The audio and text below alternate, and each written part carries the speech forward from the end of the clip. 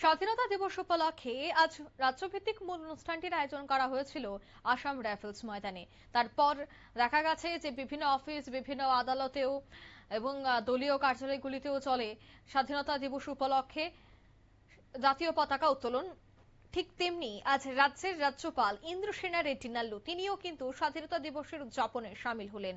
যথাযোগ্য মর্যাদায় ৮০তম স্বাধীনতা দিবস পালন করা হয় সার্কিট হাউসস্থিত গান্ধী মূর্তির পাদদেশে। সেখানে তিনি প্রথমেই গান্ধী মূর্তির পাদদেশে পুষ্পস্তবক অর্পণ করেন, শ্রদ্ধা নিবেদন করেন এবং সেখান থেকে তিনি সোজা চলে আসেন গান্ধীঘাটে। আর সেখানে গান্ধীঘাটে গিয়েই দেখা গেছে যে শহীদদের প্রতি তিনি শ্রদ্ধা জানান। ওনার সাথে উপস্থিত ছিলেন বিদ্যুৎ মন্ত্রী রতনলাল নাথ। শহীদদের বেদিতে পুষ্পার্ঘ অর্পণ করে এই দিনটি তিনি উদযাপন করেন। কি বলছেন রাজ্যপাল, শোনাবো।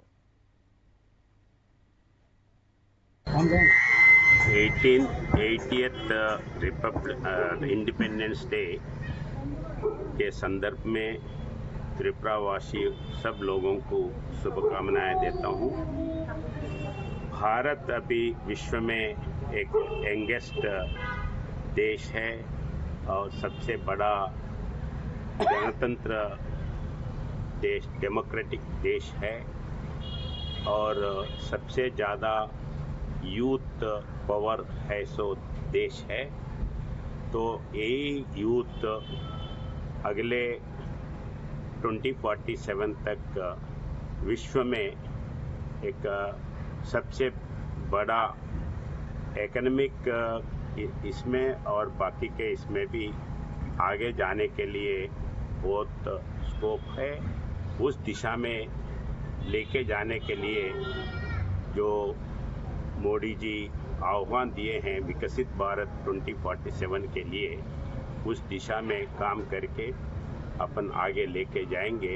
ये विश्वास के साथ फिर एक बार त्रिपुरा वासियों को 80 इंडिपेंडेंस के संदर्भ में शुभकामनाएं।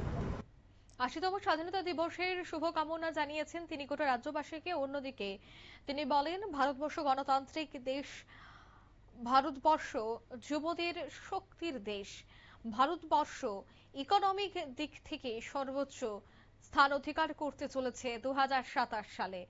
ভারতবর্ষ বর্তমানে প্রযুক্তির দিক থেকে এগিয়ে চলছে। ভারত শ্রেষ্ঠ বলেই তিনি আজ দাবি করেন আজকের এই স্বাধীনতা দিবসের অনুষ্ঠানে। নিয়ে নিচ্ছি ছোট্ট একটি বিজ্ঞাপন বিরতি, সঙ্গে থাকুন।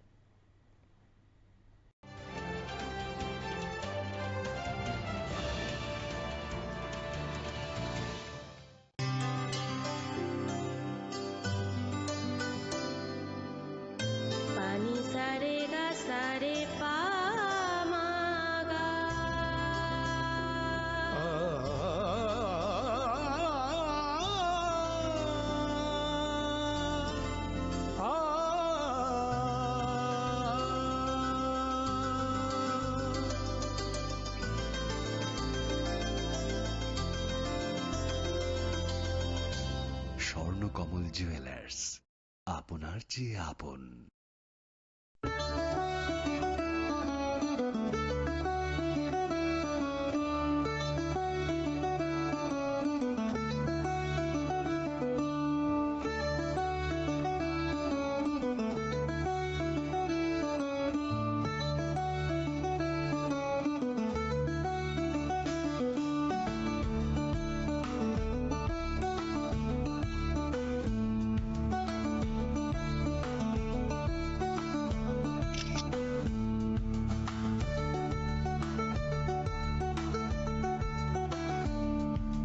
स्वर्ण कमल ज्वेलर्स प्रेजेंट्स विवाह स्वर्ण उत्सव 19 जनवरी से पूरे वेडिंग सीजन तक। वेडिंग ज्वेलरी खरीदिए और जीतिए एक romantic couple trip to Vietnam. पाएं गोल्ड